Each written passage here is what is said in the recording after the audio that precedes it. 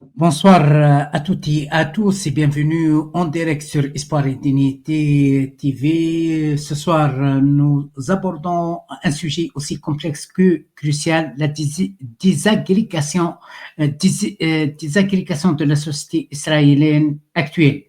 Depuis plusieurs mois, Israël traverse une période de turbulence profonde entre tensions internes, conflits identitaires et fractures sociales.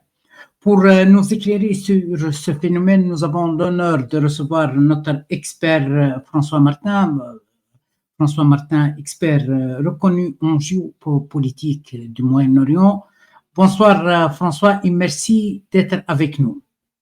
Bonsoir, écoute, je suis quand même étonné de te voir avec un pyjama rayé, avec un mur derrière. Je me demande si tu n'as pas été arrêté par les autorités de ton pays pour discours fallacieux Non, Non, c'est vrai. changement, changement de décor un peu estival. Ah oui, parce que ça fait un peu. On a Sombre, l'impression qu'il y a Alcatraz dans ta cellule là. Non, c'est pas le cas. sombre avec la situation actuelle au niveau international. Bon, Je pense que tu es d'accord avec moi. oui. Bon, c'est une Euh, petite blague. François, j'aimerais bien comprendre les fractures actuelles qui règnent au niveau de la société israélienne. Pouvez-vous nous décrire les grands clivages qui traversent la société israélienne aujourd'hui? En quoi ces tensions sont-elles nouvelles ou plus intenses que par le passé? Le clivage religieux contre laïque semble s'approfondir. Quelle est son origine? Ben, écoute, je pense qu'il faut regarder les choses. D'abord, moi, je suis venu à cette réflexion dont on a parlé ensemble parce que j'étais très étonné de voir que dans tous les journaux, on ne parlait que du changement de régime en Iran. Et en même temps, d'ailleurs, il y avait déjà le fils du Shah qui était déjà sorti de sa boîte, comme si les Iraniens allaient se précipiter sur les libérateurs israéliens et américains pour remettre le Shah. Enfin, bon, je veux dire, pour qui connaît un tout petit peu l'Iran, 6000 ans d'histoire, 91 millions, 15 millions d'habitants à Téhéran, une économie qui vaut ce qu'elle vaut, mais avec des grands projets, une industrie, des ingénieurs plus importants qu'en France. Enfin bon, je veux dire, l'Iran, il faut vraiment être un occidental ou un imbécile, comme je disais, ou manger par la propagande sioniste pour pas se rendre compte que l'Iran est un très très grand pays et pour les pays du Sud, c'est un des héros aujourd'hui de cette guerre de décolonisation que malheureusement Trump d'une certaine façon reprend, enfin qu'il hésite entre le fait de la reprendre et l'arrêter. Mais l'Iran, d'ailleurs, Trump lui-même le reconnaît dans certains cas en disant que c'est des gens très intelligents, très capables, et très bons commerçants. Il l'a dit à un moment donné. Donc aujourd'hui, c'est clair que ce pays, et je trouve qu'on fait exactement, quand j'ai vu arriver cette guerre d'Iran, je me suis dit c'est l'Ukraine numéro 2. On a démarré la guerre d'Ukraine en disant les Russes sont des imbéciles, c'est des poivreaux, ils savent pas se battre, etc. Et moi, j'avais dit, quand j'avais commencé à être reçu un peu dans les radios et les télés, mais on ne connaît même pas les Russes, personne ne va leur demander ce qu'ils veulent, ce qu'ils font, etc. Et au fur et à mesure, ils se sont imposés dans la guerre, à tel point que maintenant, la guerre d'Ukraine est, je veux dire, elle est pratiquement finie, puisque Trump lui-même a interrompu la livraison des armes qui étaient, semble-t-il, déjà positionnées en Pologne, parce qu'il veut les réserver aux Israéliens. Mais on est en train de faire la même chose avec l'Iran. Qu'est-ce qu'il attend, Tucker Carlson, pour aller interroger le ministre des Affaires iranien en lui disant qu'est-ce que vous voulez, qu'est-ce que vous faites, quels sont vos projets, quelles sont vos ambitions, etc. Qu'est-ce qu'il attend? Pourquoi cette entreprise de diabolisation de l'Iran, exactement la même que l'entreprise de diabolisation des Russes à l'époque? Il va y avoir, ça va se terminer de la même façon, avec l'effondrement de l'Occident tout entier. Ça va être le deuxième os qu'ils ont essayé d'attraper et sur lequel ils vont se casser les dents. Alors ça, c'était un peu ma remarque préliminaire, je dirais. Ensuite, ça a évidemment un contre-coup sur la politique israélienne, parce que la politique de Netanyahou, non pas seulement depuis peu, parce qu'il risque de perdre son poste si la guerre s'arrête, mais je veux dire depuis toujours, depuis qu'il est au pouvoir, ça fait maintenant 25 ans, c'est une stratégie de révolutionnaire, c'est-à-dire c'est la guerre permanente. Il ne faut pas oublier que cette guerre de Gaza, par exemple, il y a eu 30 ou 40 tirs ou bombardements, guerre, si on peut dire, de Gaza depuis que le Hamas a pris le contrôle de Gaza. Tous les ans ou tous les 2 ans, il y a des bombardements israéliens et ils appellent ça tondre le gazon. Il ne faut pas oublier ça. Donc on les frappe et on tond le gazon. C'est ça, c'est ça. Donc, Netanyahou est dans une fuite en avant permanente. C'est pour ça qu'en fait, on a un peu de mal à le comprendre, parce qu'on se dit, c'est quelque part un dirigeant normal qui cherche à consolider la paix pour son pays. Mais c'est pas ça, son système. Son système à lui, c'est la guerre permanente. C'est un révolutionnaire, comme les révolutionnaires français après la Révolution française, qui voulaient exporter la guerre dans tous les pays, comme Trotsky, etc. C'est la même chose. On est dans le même genre de fonctionnement. Et aujourd'hui, le problème qui se pose, et c'est là que je réponds à ta question, c'est que d'une part, il est arrivé au bout de la guerre de Gaza, comme le disent eux-mêmes, le reconnaissent eux-mêmes les militaires israéliens, qui n'ont pas été capables de sortir, je crois qu'ils ont sorti 3 ou 4 otages vivants depuis 20 mois, et tous les autres, ça a été par négociation, et aujourd'hui, ils reconnaissent que ils n'ont pas pu, ils sont au bout du processus militaire. C'est ce que j'ai entendu d'une journaliste israélienne disant que c'était aujourd'hui le consensus au niveau de Tsahal. C'est pour ça qu'il y a aujourd'hui une grosse bagarre entre Tsahal et Netanyahou. Netanyahou voudrait continuer, mais il se rend compte qu'il ne peut pas. Donc, ils sont dans une impasse stratégique au niveau de Gaza. Ça, c'est une première chose. Et ils sont par ailleurs dans une impasse stratégique également au niveau de l'Iran, puisque on voit que Trump, après avoir fait la paix avec les Houthis, la paix séparée avec les Houthis, a essayé d'organiser une paix séparée avec l'Iran, comme il a fait avec les Russes pour marginaliser Zelensky. Il fait la même chose avec Netanyahou. Il a essayé, et comme Netanyahou n'a pas envie de se faire zelenskiser, je dirais, il n'a pas attendu que Trump ait conclu, mais il a frappé l'Iran. D'ailleurs, un certain nombre de militaires lui ont reproché d'avoir fait une attaque mal préparée et où ils ont gaspillé, en fait, ça c'est un analyste que j'aime beaucoup qui s'appelle Sylvain Ferreira qui expliquait ça, que en fait les systèmes d'assassinat politique ne sont pas très compliqués. Il n'y a pas tous les pays qui le pratiquent, mais c'est une spécialité d'Israël, comme on sait bien. C'est pas très compliqué, mais c'est long à monter parce qu'il faut retrouver les habitudes, il faut trouver des gens qui les connaissent, où ils sont, il faut recruter, ça demande des mois et des mois et des mois et peut-être même des années de préparation. Donc, c'est pas le genre de choses que tu dois faire. Parce qu'une fois que tu as tiré ça, tu as dévoilé tes sources et tes amis et tes espions. Donc après, tu permets que la chasse aux sorcières se développe. Donc, un certain nombre de personnes en Israël ont reproché à Netanyahou d'avoir gaspillé cette carte-là, qui aurait dû être utilisée dans le cadre d'une offensive américano-israélienne beaucoup plus puissante que ce qu'elle a été. Or, les Iraniens ont résisté et les Iraniens ont pratiquement flanqué Israël par terre, malgré l'attaque américaine. Et ce qu'on a vu, c'est que la raison, c'est d'abord Israël qui a demandé à Trump de faire la paix, et Trump a sauvé la mise d'Israël, d'une part avec l'attaque et puis ensuite avec la demande de paix. Ça, c'est Steve Bannon qui l'a confirmé. Mais surtout, les Iraniens l'ont accepté, je pense, parce qu'ils ne veulent pas pousser Israël dans un point tel que il puisse y avoir de la part d'Israël une réponse nucléaire. Voilà, je pense qu'ils sont prudents.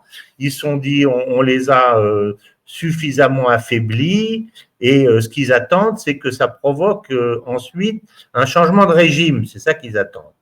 Et encore une fois, j'étais très étonné qu'en parallèle avec cette discussion dans tous les journaux du changement de régime en Iran, changement de régime, alors que l'Iran est un régime très solide, avec une présidence, avec une forme de démocratie qui n'est pas parfaite mais qui existe, avec les mollahs et surtout avec les pasdaran, qui sont une structure militaro-économique extrêmement solide, qu'on se pose la question de savoir comment ce régime pouvait sauter en 2 semaines, alors que personne ne se pose la question de savoir si le régime israélien, lui, peut sauter. Or, quand tu regardes ce qui se passe, et là je réponds à ta question, c'est véritablement à l'intérieur du régime israélien que la question se pose, parce que si moi je suis un militaire, ou si je suis un civil, ou si je suis une puissance économique qui a beaucoup investi dans ce passé, je regarde la situation de ce pays aujourd'hui, depuis les 25 ans que Benjamin Netanyahou a pris le pouvoir, je me suis dit, mais qu'est-ce qu'il a fait avec ce pays, quoi ? Ce pays est fâché avec tous ses voisins, ce pays est aujourd'hui ruiné, le port d'Haïfa a été détruit, les centres de Tzahal et du Shin Bet et du Mossad ont été détruits, l'Institut Weizmann est détruit, enfin je veux dire, c'est un champ de ruines ce pays, il faut dire la vérité, et tout le monde le sait. Donc, moi, je serai le patron de ce pays, je sais que je ferai face à une opposition interne extrêmement forte. Et cette opposition, elle peut venir d'une part des militaires, elle peut venir d'autre part de la population qui attend encore le retour de ses otages, etc., etc. Elle peut venir des puissances économiques, elle peut venir du sponsor américain qui dit qu'ils se sont très mal débrouillés. Et aujourd'hui, c'est pour ça que Netanyahou, en fait, a demandé, a fait semblant, à mon avis, de demander un cessez-le-feu, tout en continuant d'ailleurs à bombarder. Médiatiquement, il s'est tué, juridiquement, il s'est tué.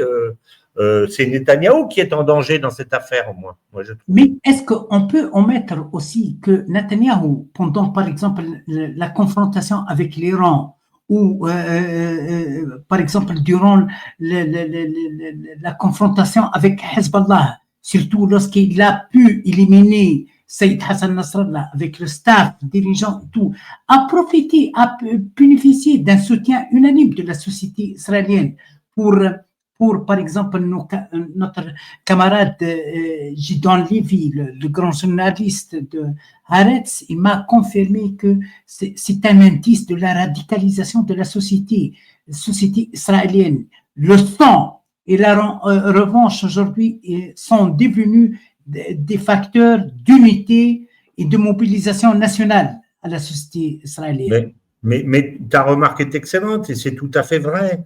Et c'est tout à fait vrai. Pourquoi ? Parce qu'il y a une caractéristique particulière, c'est que les ennemis d'Israël n'ont pas voulu frapper directement et faire payer le prix du sang à la population civile.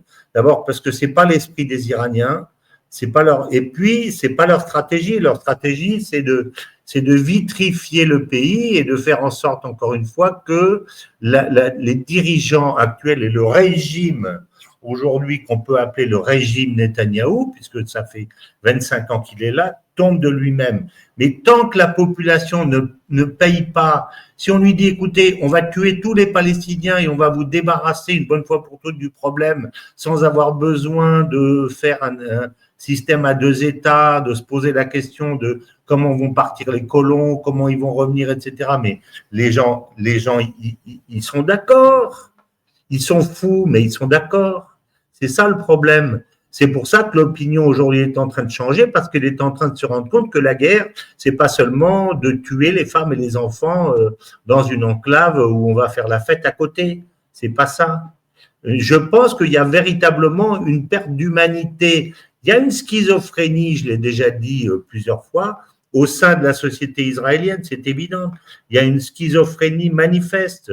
Donc, c'est pour ça que ça étonne cette population. Le jour où il y a une deuxième salve et où l'Iran se remet à détruire Tel Aviv, Jérusalem, le port d'Haïfa, etc., que tout le monde s'en va, parce que les binationaux, là aussi, ils disent oui, les Palestiniens, mais eux, dès qu'il y a un problème, ils prennent l'avion, ils foutent le camp. Ils foutent le camp en Europe, ils foutent le camp en Russie, quand ce n'est pas des opposants anti-russes, ils foutent le camp aux États-Unis. Donc, si tu veux, c'est facile de dire tuez-les tous, on s'en fout.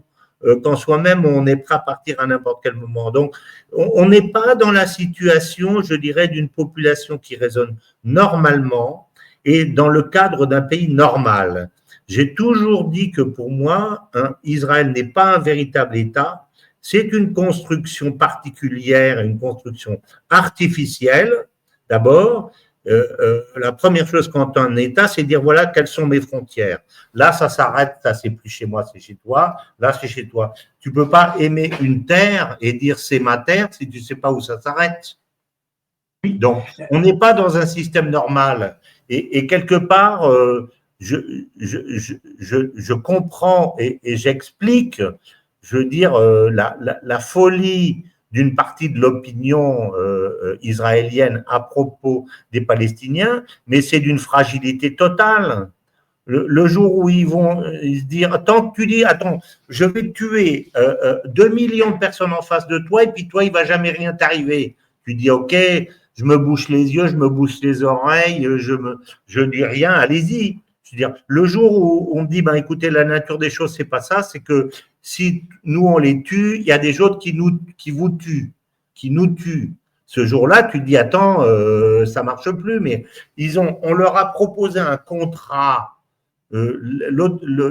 Netanyahou leur a proposé un contrat qui est un contrat fou, en leur disant, on les chasse tous et vous payez rien. Mais aujourd'hui, ils commencent à payer. Et à mon avis, plus ils vont payer économiquement, parce qu'ils vont, si la guerre s'arrête, je suis certain qu'elle va pas s'arrêter, mais qu'il y avoir une pause, parce qu'aujourd'hui, ils n'ont pas les moyens de repartir, et je pense pas que les Américains vont accepter d'y retourner, d'autant qu'aujourd'hui, on se rend compte que les Américains n'ont même plus les armes nécessaires pour l'Ukraine ou pour Israël. Donc, on va arriver à une fin par manque de moyens. Mais donc, ils vont pas y arriver. Mais si tu veux, ce que je veux dire, et je finis avec ça, c'est que Netanyahou est dans une impasse stratégique totale. Vis-à-vis de l'Iran, il est dans une impasse stratégique, et vis-à-vis de Gaza, il est dans une impasse stratégique. Donc, qu'est-ce qu'il a à proposer aujourd'hui aux Israéliens ? Il n'a rien à proposer. C'est pour ça qu'il va à Washington et qu'il va faire semblant de dire voilà, on va faire la paix. Il est malin, il est pas fou. Donc, il va dire qu'il va faire la paix, puis il va briser la paix dès qu'il va pouvoir. Oui. Depuis quelques semaines, j'avais l'occasion d'inviter notre camarade aussi, professeur Choumoussin. Il a dit quelque chose. Oui, la radicalisation de la société israélienne est due à la montée de l'extrême droite fasciste, à ce courant sioniste fasciste et tout représenté par Smotrich et Ben Gvir, mais aussi les Palestiniens, ils ont une part de la responsabilité parce qu'ils n'ont jamais accepté, surtout Hamas, accepté l'existence d'un partenaire juif.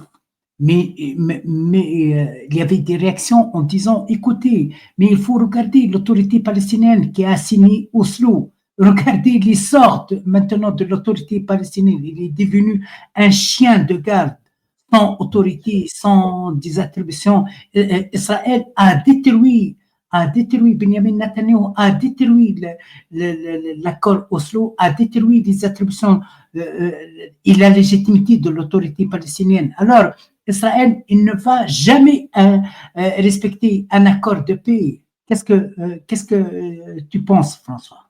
Ben, je pense que c'est tout à fait ça. Je pense que ceux qui accusent les Palestiniens, c'est un peu gros. J'ai expliqué d'ailleurs, et même le Hamas, j'ai expliqué dans mon livre, mon deuxième livre, Le temps des fractures, j'ai un chapitre sur la guerre de Gaza.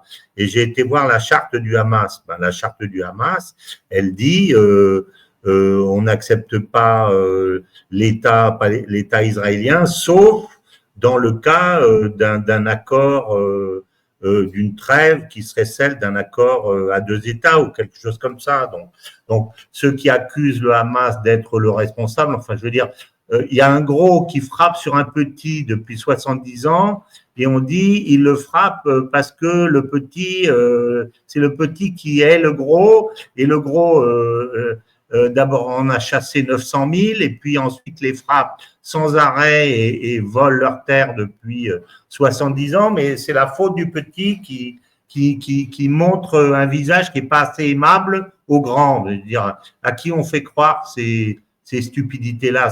C'est la propagande israélienne constamment répétée, y compris par Zemmour et tous les autres, mais ça ne tient pas la route une seconde. Enfin, moi, quand j'ai commencé à m'intéresser à ce conflit, je le connaissais pas bien, mais il m'a fallu quelques heures pour comprendre ce qui s'était passé. Je veux dire, faut pas exagérer. Ah, mais c'est parce que vous nous haïssez, c'est vous qui êtes fautif que vous nous haïssez, mais on vous a chassé, on a chassé 900 000 de vos religionnaires parce que vous nous haïssez. Puis ensuite, on vous a bombardé et maintenant, on vous a colonisé.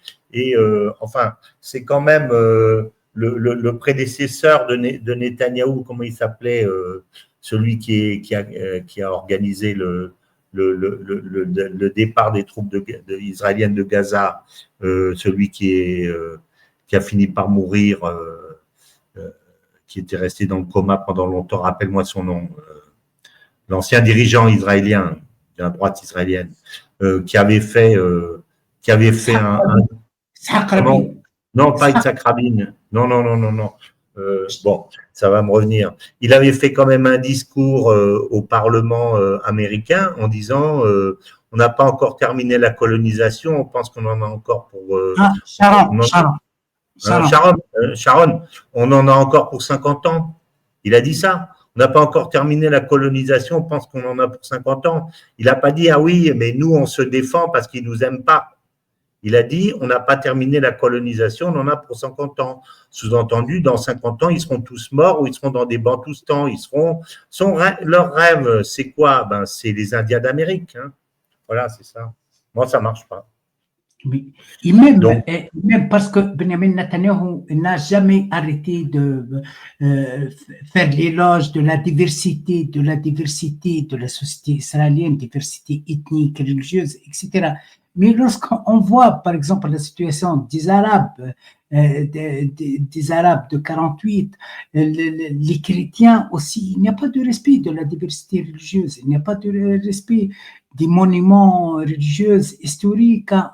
On a vu les agressions par les extrémistes juifs, par Ben Gvir qui a voulu aussi forcer l'esplanade de la mosquée Al-Aqsa.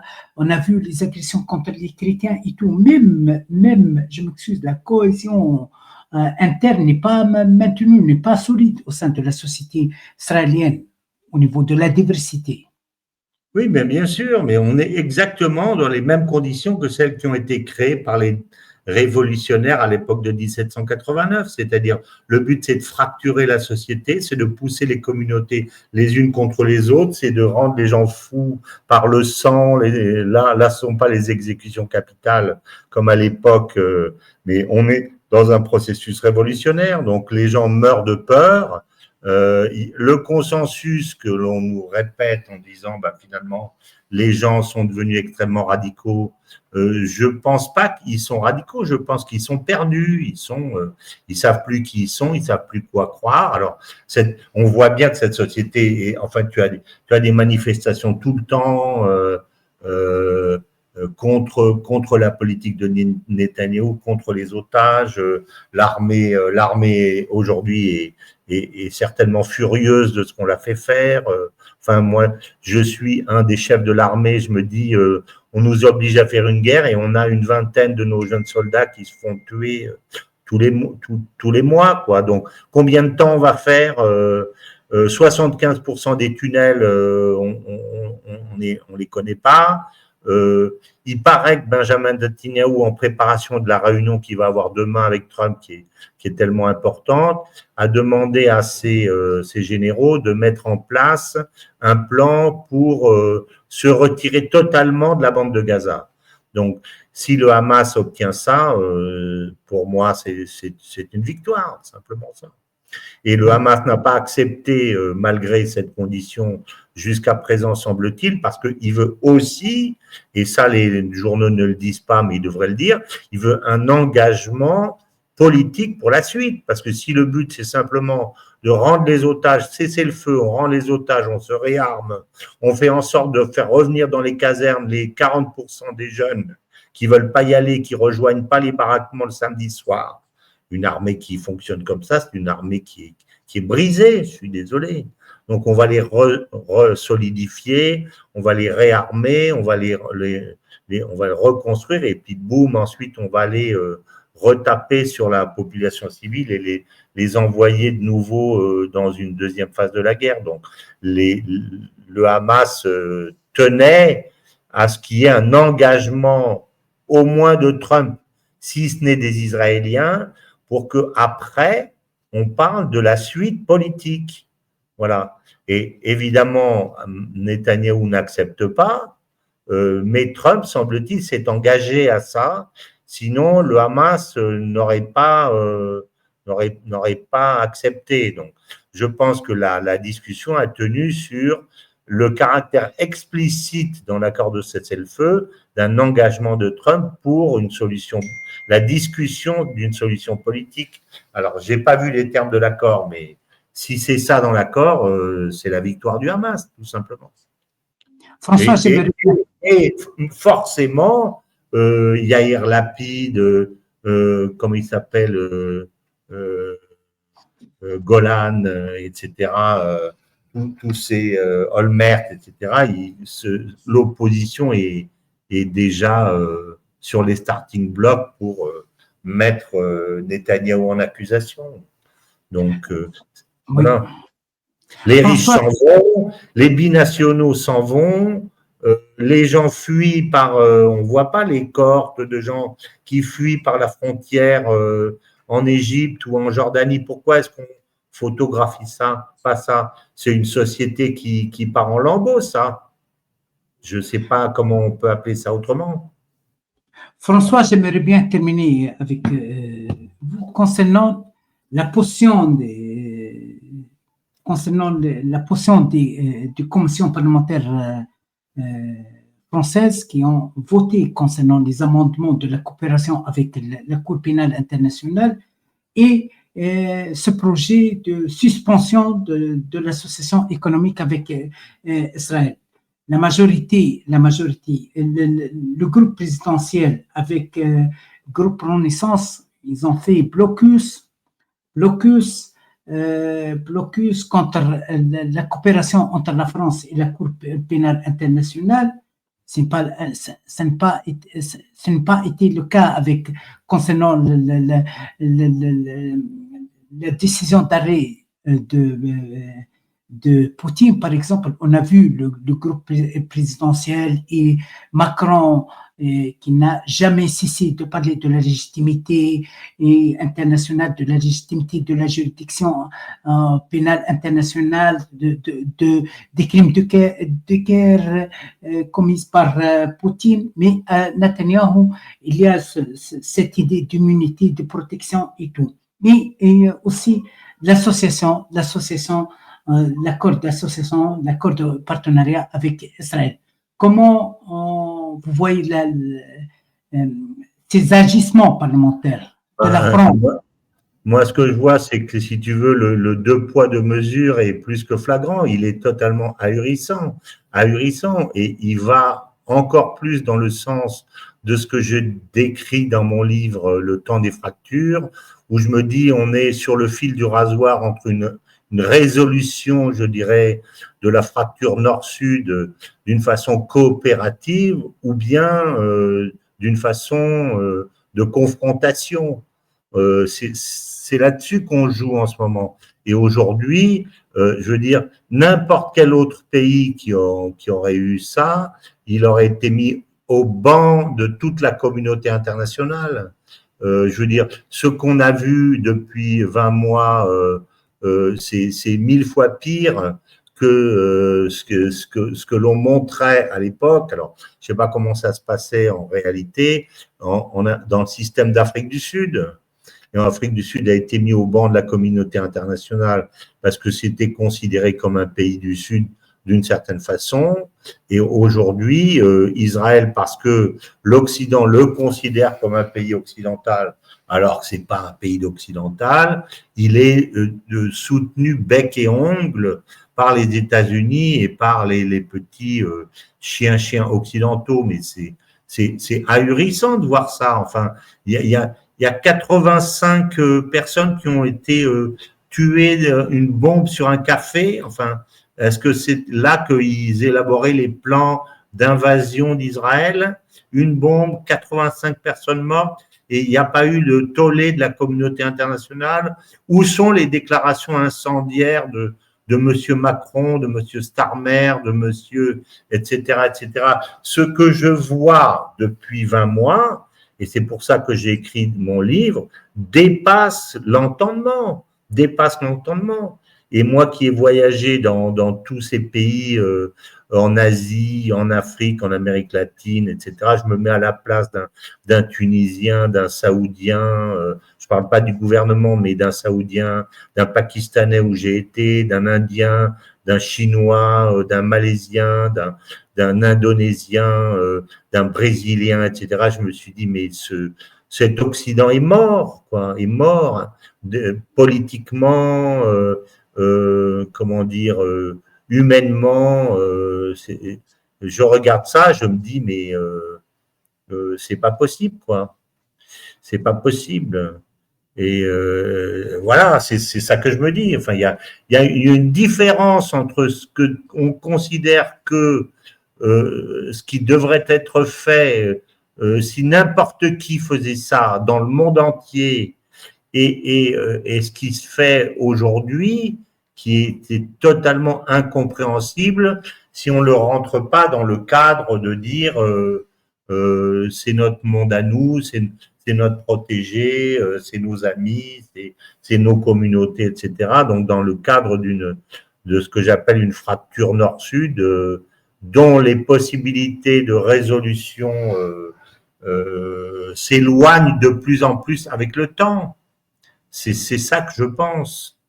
Et moi, je suis aujourd'hui un jeune Iranien, par exemple, cette frappe de Donald Trump qui a été une frappe qui a servi plus, à mon avis, de théâtre, mais il n'en reste pas moins que si aujourd'hui je suis un jeune Iranien ouvert à l'Occident, etc., je me dis, ben, finalement, si je dois aller faire des études de mathématiques avancées pour être un grand ingénieur, j'irai à Moscou ou j'irai en Chine, mais j'irai pas à Londres, ni aux États-Unis, ni à Paris. Donc, tous les jours, on augmente la fracture nord-sud et on prépare. Moi, je crois pas tellement à la question de la Troisième Guerre mondiale que l'on dont comment dire, que l'on annonce en permanence, mais ce que je crois, c'est à une fracturation mondiale nord-sud dans lequel le nord disparaîtra. C'est ça. On construit quelque chose pour les 50 ou 100 ans qui viennent qui est d'une gravité exceptionnelle et personne ne le dit. C'est incroyable, sauf quelques personnes de bon sens. On revient toujours à votre constat principal que nous sommes dirigés par des amateurs. Ben, on n'est pas dirigé par des amateurs, je ne crois pas. Je pense qu'on est dirigé par des gens qui sont extraordinairement corrompus. Moi, je crois beaucoup à la corruption. Donc, ils ont des liens entre eux, ils touchent beaucoup d'argent. Je pense que j'ai pas encore vu une véritable étude complète sur les réseaux d'argent, ce que touchent les uns et les autres. Là, encore une fois, la guerre, c'est le moyen de s'enrichir le plus vite. Le plus vite, j'ai vu ça en Angola, j'ai vu ça partout,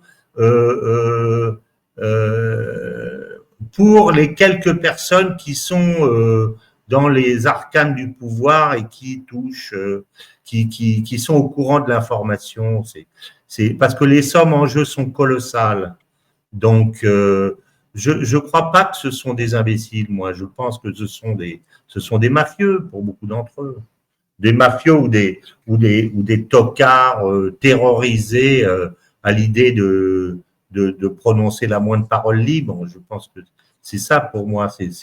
C'est pas des. Si c'était des imbéciles encore, mais c'est bien plus grave que ça, tu vois. Merci infiniment, François Martin, pour cet éclairage lucide et approfondi. Nous comprenons ce soir que la société… On va suivre de près ce qui va sortir du chapeau de la réunion de demain. Oui. Netanyahou, bon, je pense qu'ils vont annoncer un cessez-le-feu. Je pense que c'est ça. Alors, quel genre de cessez-le-feu? Personne ne va beaucoup s'interroger sur les perspectives politiques, mais c'est ça qu'il faudra creuser. Oui. Je constate que de plus en plus, vous devenez vigilant vers Trump. J'ai jamais cessé de l'être. J'ai toujours pensé qu'il y avait des chemins possibles et je le crois toujours. Je le crois toujours. Nous comprenons ce soir que la société israélienne est à un moment charnière de son histoire et que les choix politiques et humains à venir seront déterminants. Merci à vous, chers spectateurs, pour votre attention. N'oubliez pas de liker, de partager ce live, de vous abonner à Espoir et Dignité TV et de nous dire en commentaire ce que vous en pensez. À très bientôt avec François Martin pour un nouveau grand entretien. Merci beaucoup, François, et à bientôt. Merci.